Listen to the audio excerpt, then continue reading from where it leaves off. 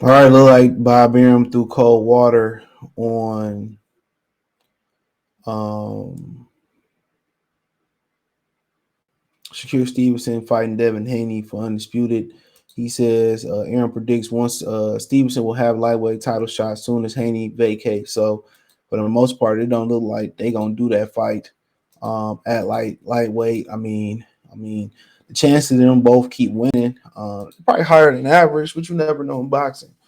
But they ain't fighting on a consistent basis where the chances there are is you can lose even more. That's how most people look at it. The chances are, um, you could lose even more the more you fight. But then again, the more active you are, um, the more active you are. I think the more you able to master your craft and get better. So, but let's get into it. Check out the Box News playlist. Thumbs up the video, share the video, subscribe to the channel. Boxing. Shout out to Sean Now. It says in a recent interview, Arum confirmed that Haney is likely to vacate his titles at some point next year, meaning it will open up a pathway for Stevenson to earn a belt. Hopefully, I can't even do it, my boy. Hopefully, we'll be able to get him in a position he'll be ready to fight for the lightweight title because Devin Haney is soon going to be moving up to 140 after the Lomachenko fight, and it would open up 135 for Shakur. Arum told BoxingScene.com. Arum said he expects Stevenson to make his 35-pound debut in March in his hometown of Newark. He's a massive talent, Arum told Stevenson. There's so many unbelievable talents to key to this sport of boxing. He said we're getting such great athletes in, nice young men who don't abuse their position. They adhere to straight and narrow, and Stevenson is a great talent, and now he's built up a massive following in his hometown of Newark, which is across the river from New York. He'll be coming back in March and can't wait to be there. So, seem like they're gonna bang out Newark. I mean, bring the boardwalk back. I think the boardwalk. Well, that's the hard. They doing a hard rock out there in Jersey now. And like, it'd be nice to see Atlantic City come back, bro. It'd be nice, man. It'd be nice. I used to like the backdrop of the boardwalk at fights. Bernard Pavlik, Floyd fought Kelly, fought Arturo Gotti there. It's a nice little venue. It was always nice to kind of there in low key in Verona, New York, at Turner Stowe's Casino. Was that Verona or Connecticut? One of the two. I think it was Verona. That was a nice little small venue that had some great fights. That's like the version of not StubHub, the Dignity Health Park slash StubHub Arena, whatever it was called in Carson, California. That's like the East Coast version. That a lot of great fights used to go on at Turner Stone's Casino. But apparently, it don't seem like they're gonna line up with each other. And I ain't surprised. I really didn't expect them to. Um, I really didn't expect them to line up with each other and fight. I know Bill came on and said that they'll fight when the time is right. He said they had a discussion with Jay Prince and Shakur, and they said they'll know when they ready to fight and they'll make the deal and they're gonna be ready. So apparently, it probably don't make a bunch of financial sense right now to fight. Um, and maybe they work their way down the line, but I think it's gonna be a competitive fight. I think Shakur a little bit more polished right now with his technique, but Devin got belts, and Devin seemed to be one hell of an athlete. And we still got to see what else they can bring to the table too, because once they get in there with stiffer competition, then you're gonna see holes. Then you're gonna see things that you didn't see from them. Um, and that's one thing people look, or they aren't the biggest punchers. You know what I'm saying? So if they get behind, how they gonna be able to bite down and come back. So that's always interesting.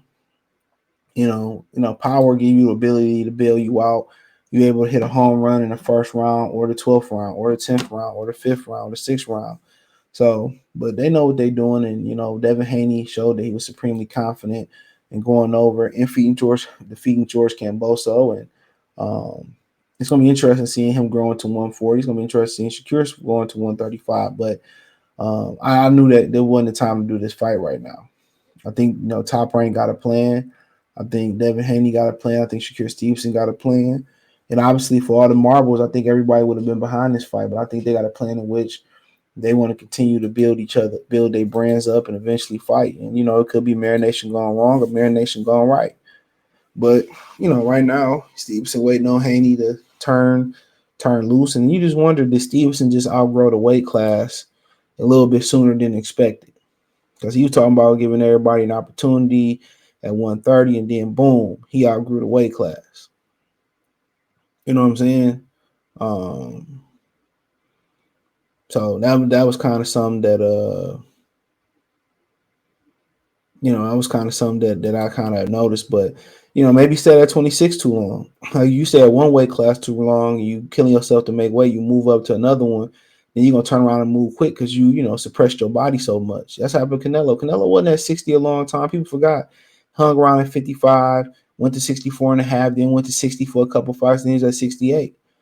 You got to understand too. You get into your 30s. You got to remember if you know anything about bodybuilding, most bodybuilders hit their prime and they start mid to late 30s, early 40s, because you start to get your grown man strength. Your bones become more dense, and you get your grown man frame. So in body and powerlifting, you in your prime, your mid to late 30s, early 40s, you in your prime because of that bone density. You know what I'm saying? So yeah, you in your prime for that. So that they can, take the weight cut right now. But if you can ease the weight cut, you should ease it because it's gonna make your career and your long-term health a lot more fresh and a lot more better. And that's one of the reasons why Bernard and Floyd still talking. It wasn't just that they didn't take the punishment in the ring per se. They got hit. They had training and all that, but they was fighting that. They wasn't blowing up between fights. They was fighting that. They was making weight comfortable. If you can walk around and you ain't got to cut 15, 20 pounds, you can stay within 10 pounds of a weight you got to make. That makes it a lot better too, because guess what? I'm able to I'm able to I'm able to work on my craft more than work on cutting weight. And that's what a lot of these dudes camps are. They weight loss camps. So you're not really working on nothing. Even in a 10 to 12 week camp, you working on cutting the weight. You ain't working on getting better in the gym. You ain't working on getting getting personally better. You ain't working on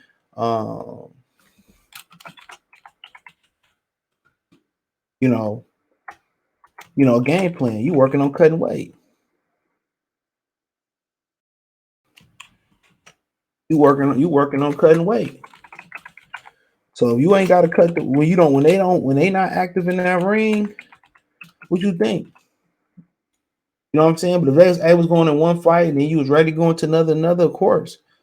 Most of these dudes probably can stay at we had no problem making the weight. No problem. But when you sitting around ready, waiting for a fight day, getting bored, how many people gonna get up and just start running and just keep themselves fresh and have that due diligence? Very few in boxing. You talking about Haney, you probably talking about Shakur, you probably talking about the Charlo twins. Very few. You talking about very few. But yeah, I knew the time was gonna be right for make this fight on the internet. Going back and forth about we could drop Lomachenko and make the fight right now. For one, Bob wasn't gonna let that happen, and for two, you know, that's not one of them fights you just throw together real quick. If they did, I would support it, but it's not one of the fights you just throw together.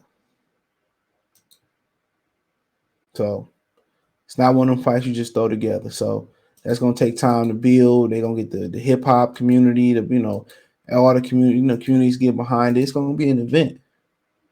But will it happen at 140? Who knows? Who knows?